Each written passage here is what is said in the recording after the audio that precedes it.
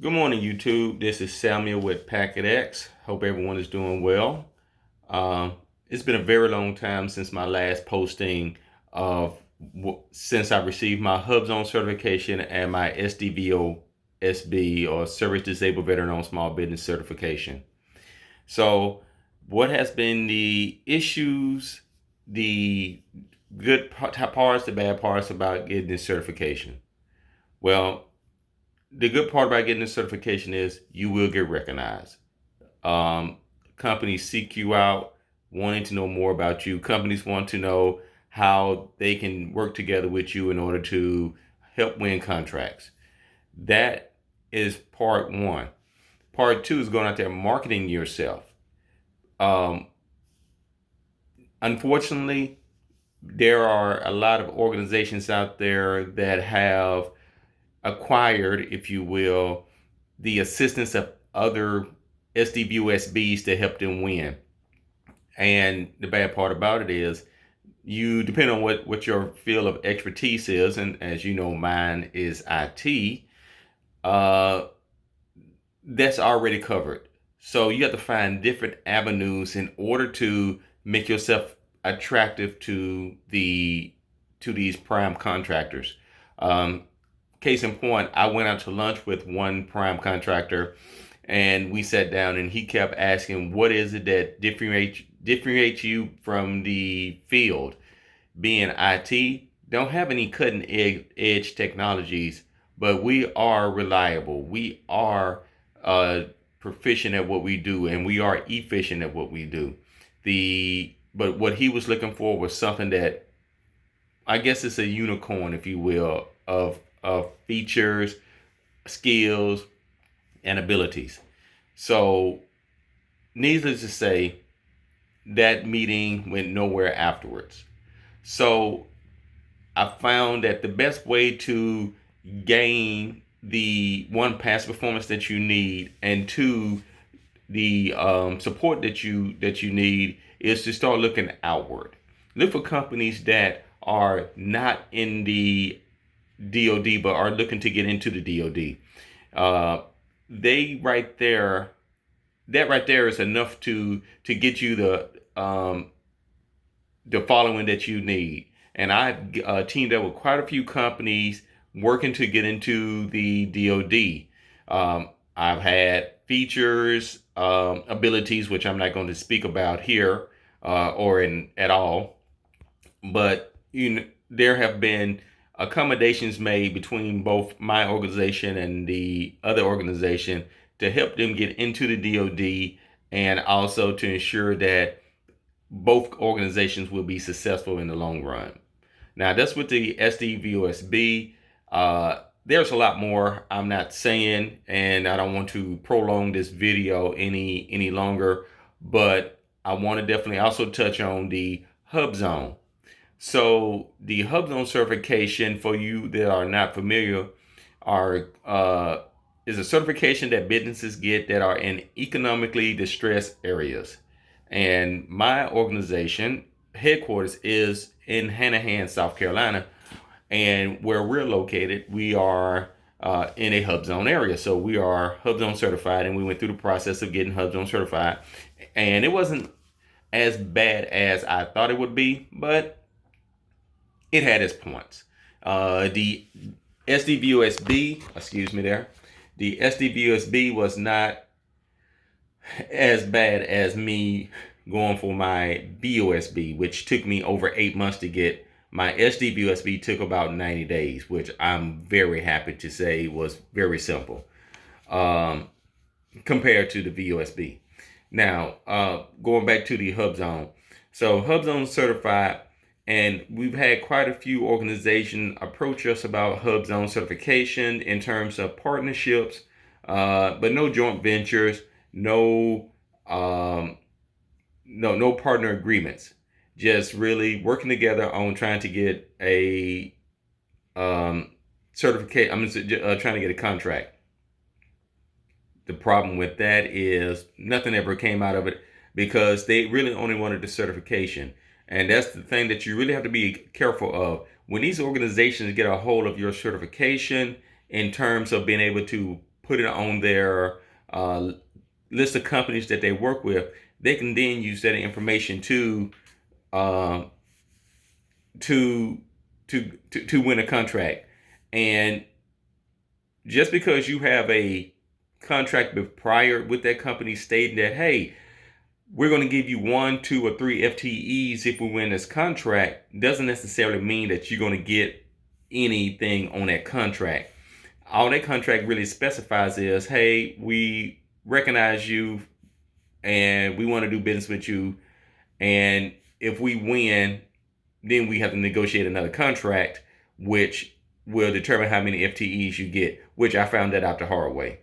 So you have to be really careful about who you do business with. You really want to know the background of their company, history of their company, and if they are really there to help you or out to help yourselves.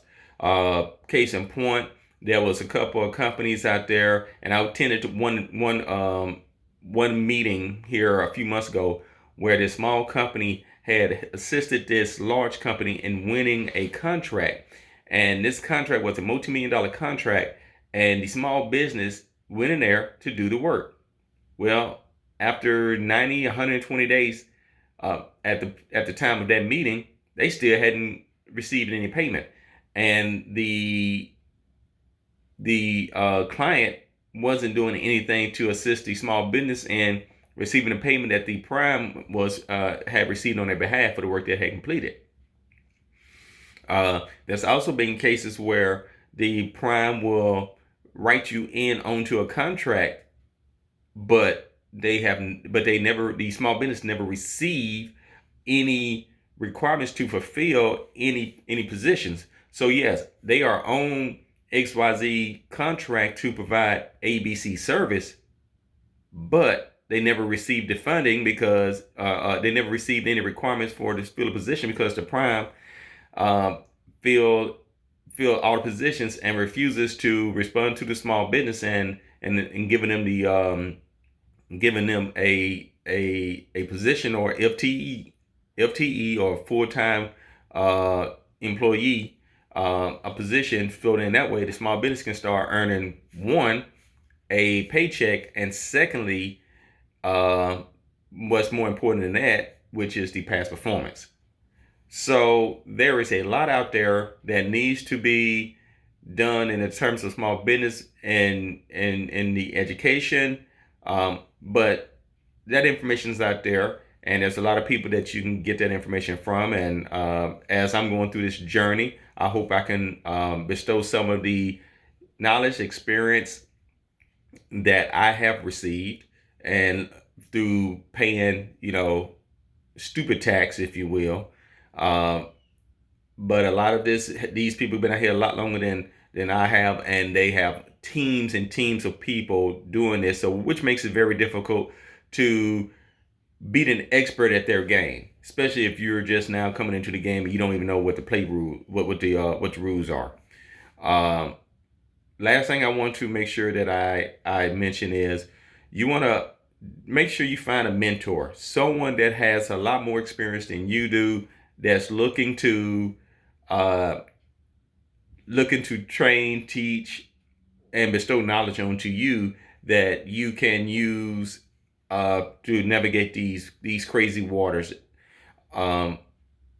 Just be very careful, because some mentors are out there, just like many people, they're out there to take your money, but they're not out here to help you. And if you're really lucky, you can find a mentor that doesn't want money. They just want to help you do better. And the only price that you pay is y'all win a contract, y'all work that contract, which is only fair. So you want to keep that in mind, and just make sure you do the right thing by your mentor. If your mentor is taking the time out of their day to give you knowledge, pay attention to them. Put it into use. You don't necessarily have to do everything, but take what is most relevant to you at that time and use it, and come back and report on how it worked. There's been many things that my mentor has told me that, hey, you need to do this. Well, I don't think it can get done. And he pressed and said, get this done and call me back. I moved forward and made it happen.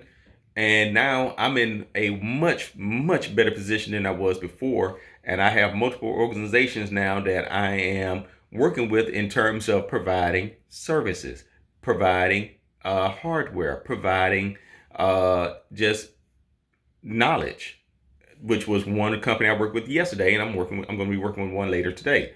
So just need to make sure that you're out there doing your part. And one last thing I want to talk about: small businesses. We're in this together. Don't think just because someone is doing the same thing that you are in terms of NAICS code 541513, which is infrastructure support for IT. That's my main NAICS. If you know that somebody else is doing the same thing, why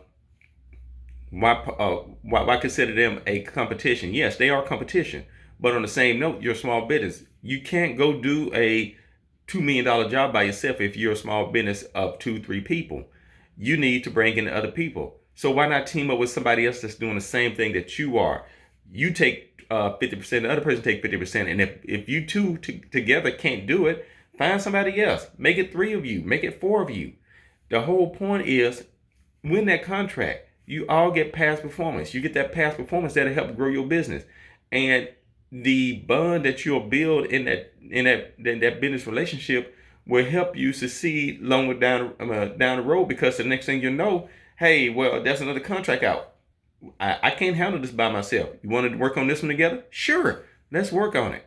So we got to do this as a team. We can't do this by ourselves. We can't do this thinking that everything is ours. Because if a contractor calls you up and say, we have a contract and it's $100 million, how can you fulfill that contract?